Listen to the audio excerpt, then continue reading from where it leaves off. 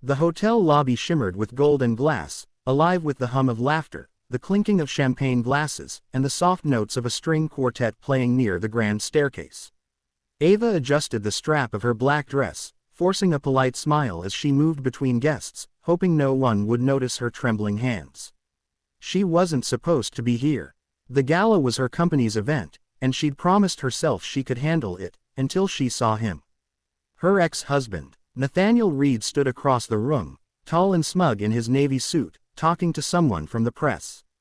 His smile hadn't changed, the one that used to make her believe every lie he ever told. Ava's breath hitched, her chest tightening as memories she'd buried came crashing back. He had ruined her life once, drained her emotionally and financially, and when she finally escaped, she swore she'd never look back. But now he was walking toward her, eyes locking on her like a predator that had just spotted wounded prey. Her pulse raced. Not here, not tonight. She couldn't let him corner her again, not in front of these people, not when she had finally started rebuilding her life. Her eyes darted around, searching for an exit, a distraction, anything. That's when she saw him. A man stood by the bar, tall and broad-shouldered, his presence cutting through the noise like a blade. He wasn't mingling or smiling, he was watching. Dark hair slicked back, his jawline sharp, his black suit immaculate. There was something about him that made people step aside without realizing it. He looked dangerous, untouchable, but right now, he was her only hope. Before she could talk herself out of it, she strode toward him, her heels clicking against the marble floor. Every step felt heavier than the last, her heartbeat pounding louder than the music. Nathaniel's voice called her name, but she didn't turn. When she reached the man, she didn't hesitate, she grabbed his hand. "Please," she whispered, her voice breaking. "Just play along." The stranger's head tilted slightly. His eyes, ice blue and impossibly calm, met hers. For a split second, neither of them moved. Then, with effortless precision, he slipped an arm around her waist and drew her closer, his body shielding hers like it was the most natural thing in the world. "There you are, cara mia," he said, his accent smooth and deep, carrying a hint of something foreign and dangerous. The words rolled off his tongue like a secret. Ava froze. His voice alone sent a shiver down her spine. Nathaniel stopped a few feet away, confusion flickering across his face. "Ava, who's this?" The stranger turned his gaze toward Nathaniel, his expression unreadable, his tone suddenly edged with quiet authority. "Her fiancé," he said. "You must be mistaken, signore. She's with me." Nathaniel's mouth twitched, trying to hold a smirk. "Fiancé? Since when?" "Since the moment she stopped wasting her time on the past," the stranger replied smoothly, his thumb brushing the inside of Ava's wrist. It was subtle, protective, possessive. The air between them tightened. Nathaniel's eyes narrowed, but for once, he didn't have the upper hand. The stranger's calm, dangerous aura was enough to make even him hesitate. With a bitter scoff, Nathaniel turned and walked away, muttering under his breath. Ava exhaled shakily, realizing she'd been holding her breath the whole time. She turned to the man, words tumbling out. I'm so sorry. I didn't know what else to do. He's my ex, and he raised a hand, stopping her. "You don't owe me an explanation," he said quietly, his gaze steady. "But you do owe me your name." "Ava," she whispered. He nodded slowly. "Lorenzo." The way he said it made her heart skip. There was weight behind the name, power hidden beneath restraint. And as he released her hand, she realized something she couldn't explain. This wasn't the last time their paths would cross. From the corner of her eye, she caught a security guard subtly nodding toward Lorenzo, as if awaiting silent orders. Her breath caught again. Whoever this man was, he wasn't just rich. He was someone people obeyed. And she had just grabbed his hand. Ava sat in the corner booth of a quiet cafe the next morning, her coffee untouched and her mind still replaying the events of the gala. Every time she thought about the stranger's arm around her waist, the calm command in his voice, the look that made even Nathaniel back off, her chest tightened with confusion.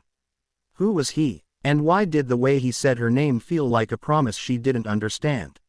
She had planned to thank him properly, maybe find him online or through a mutual connection, but the more she searched, the less she found. It was as if Lorenzo didn't exist. No social media, No business profile, no trace of the man who'd stepped out of nowhere and saved her. Her phone buzzed, startling her. An unknown number. Greater than, you should learn to ask before pretending to belong to a man like me. Her heart skipped. It couldn't be. Greater than, you left your bracelet last night. I'll return it. Meet me at Bellagio, 8 p.m. She looked down at her wrist.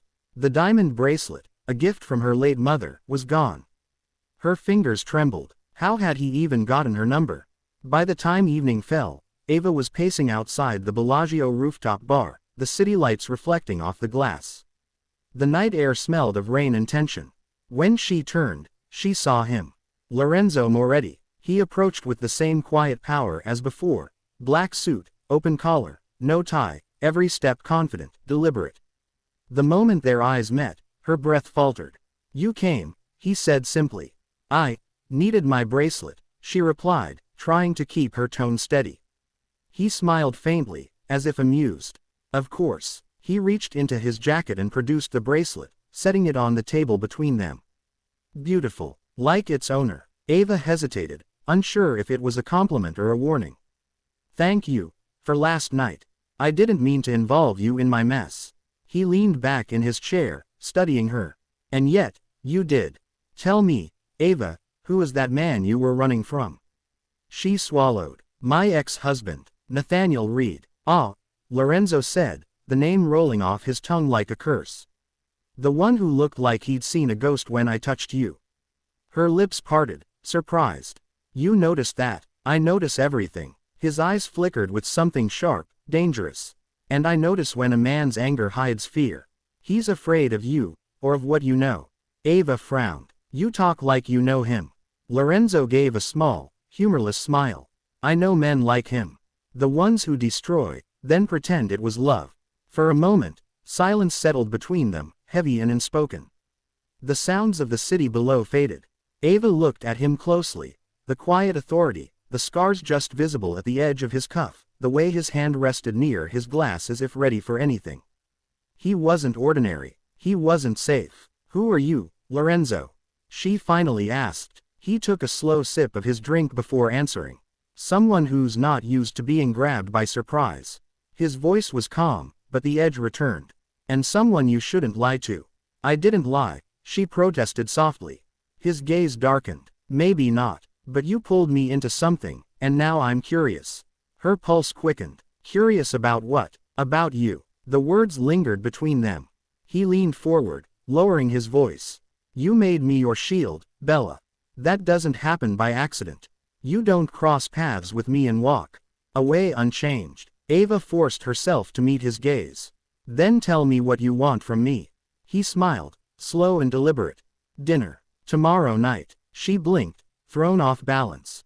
That's it, for now. He rose from his seat, buttoning his jacket. But understand something, Ava. You stepped into my world when you took my hand. Don't be surprised if it starts following you.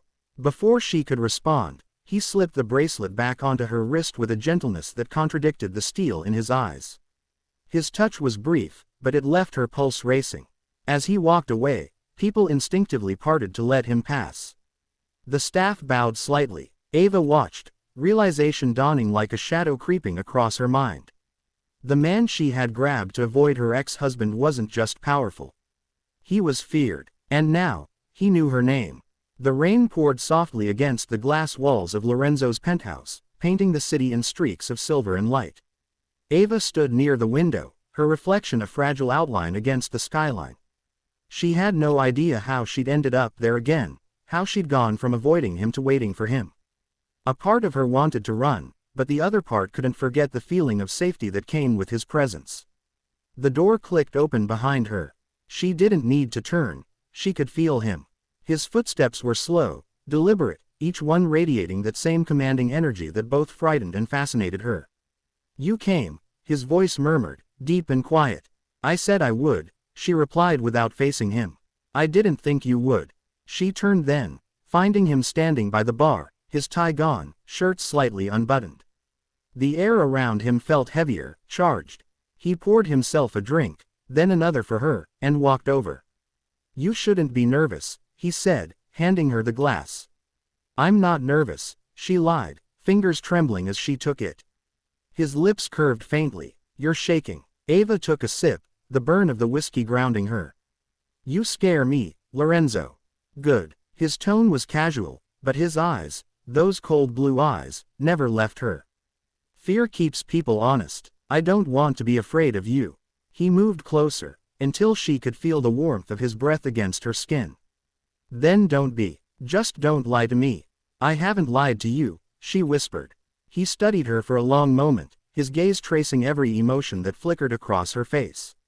No, you haven't, he finally said. But you're hiding something. I can always tell. Ava's chest tightened. You don't know me. He smirked faintly. You're wrong. I know exactly what it looks like when someone runs from their past. He turned away, setting his glass down. I've done it too many times. His words hung in the air, soft but heavy. She wanted to ask what he meant, but before she could, his phone buzzed. He glanced at the screen, his expression darkening. Excuse me, he said, stepping aside. She tried not to eavesdrop, but his voice, though quiet, carried an edge that made her shiver. Handle it. No witnesses this time. He ended the call and looked back at her as if nothing had happened. What was that about? She asked, her heart pounding. Business. His tone left no room for questions. You run a dangerous business, she said softly. I run my business. He walked back to her, stopping inches away. And now, whether you like it or not, I'm protecting you. Your ex-husband has been asking questions, about me, about you. Ava's stomach dropped. What? How do you know that? Because I have people who make it their job to know. His expression softened slightly when he saw the panic in her eyes. Relax, Bella. He won't touch you again. You can't just. I can, he interrupted firmly. And I will. There was no threat in his tone, only certainty. That was what terrified her most. His power didn't come from violence, it came from control. From knowing no one could stop him. She looked at him, torn between fear and gratitude. Why are you doing this for me? He stepped closer, his hand rising to brush a raindrop from her hair that had fallen in through the open window. Because when you grabbed my hand that night, he said softly, you made me part of your story. And I don't let people walk away from mine. Ava's breath caught. That sounds like a threat. It's a warning, he said, voice barely above a whisper. You stepped into my world, Ava. The only question is, will you run from it, or will you stay? Lightning flashed outside, illuminating his face for a moment, the scars at his temple, the intensity in his gaze. He wasn't a man who loved easily. He was a man who claimed. I don't know if I can do this, she said, voice trembling. He leaned in, his lips inches from hers. You already are. For a moment, neither of them moved. The city lights glimmered below them, the rain masking the silence that followed. And as her heart raced, Ava realized the truth. Whatever this was, it was no longer something she could escape. Because somewhere between fear and desire, she had crossed a line she could never uncross. The night was alive with the hum of engines and the distant echo of thunder. Ava's hands were bound, her breath sharp against the gag that muffled her cries. The cold metal chair beneath her cut into her skin as she struggled, eyes darting across the dimly lit warehouse. Every sound made her flinch, the creak of the door, the slow drip of water leaking from the ceiling. Her heart pounded in terror, not just because of her captors, but because she knew who would come for her. She hadn't seen it coming. One moment, she was leaving her apartment, and the next, a van had pulled up beside her. The men wore masks, but she recognized the name they whispered, Lorenzo Moretti. Her stomach had twisted in dread. Whoever these men were, they weren't ordinary criminals. They were his enemies. The leader, a broad man with a scar across his face, circled her like a wolf. You know, sweetheart, he sneered, your boyfriend's made a lot of enemies. You were easy to find. He crouched in front of her, smirking. Tell me where he keeps the shipment, and maybe we'll let you live. Ava glared at him, her fear giving way to anger. I don't know anything, she rasped through the gag. He laughed, the sound echoing cruelly. You think he'll come for you? Men like him don't save anyone, they own them. Before she could respond, a gunshot cracked through the air. The lights flickered. Silence fell for one chilling second, then chaos erupted. A door slammed open, and men in black stormed in, guns drawn. Shadows moved fast and silent, taking down her captors with ruthless precision. Ava ducked, heart racing, as bullets shattered glass and ricocheted off steel beams. The man with the scar shouted, "It's him. It's Moretti." And then she saw him. Lorenzo stepped through the smoke like death itself, his coat soaked from the rain, his eyes blazing with fury. Every movement was deliberate, every shot perfectly placed. The men who had taken her fell one by one, until the only sound left was her own ragged breathing. When it was over, he walked toward her, his gun still smoking. The sight of blood on his hands made her stomach twist, but when his eyes met hers, she forgot to breathe. "Did they hurt you?" His voice was low, rough, almost trembling with restrained rage. She shook her head weakly, tears spilling down her cheeks. "No, but you." He cut the ropes with a knife, pulling her into his arms. The sharp scent of rain, smoke, and gunpowder filled her lungs. His heart pounded hard against her ear. "I told you, Ava," he murmured. "No one touches what's mine." She stiffened, pulling back slightly. "Yours." He looked at her, his expression unreadable. "You grabbed my hand that night. You made me part of your world. I warned you what that meant." Her voice cracked. "This isn't normal, Lorenzo. You kill people, you destroy everything you touch." He didn't deny it. "And yet you're still here." His thumb brushed her jaw, wiping away a tear. "You can hate me, Ava. You can run. But the truth is, you don't belong to that world anymore." "Then what world do I belong to?" she whispered. He leaned in, his breath hot against her ear. "Mine." She wanted to scream, to push him away, but the part of her that should have run was gone. Replaced by something else, something that burned deeper than fear. As the sirens wailed in the distance, Lorenzo pulled her close, shielding her from the flashing lights outside. His men were already clearing the scene, their movements efficient and silent. When they stepped out into the rain, the city stretched before them, gleaming and unforgiving. Lorenzo's car waited at the curb, engine idling. He opened the door for her, his hand outstretched, the same hand she had once grabbed in panic. Ava stared at it, hesitating. "If I take your hand again," she said softly, "I might never let go." He smiled faintly, the kind of smile that carried both promise and danger. "Then don't." She placed her hand in his. His fingers tightened around hers, not like a cage, but like an oath.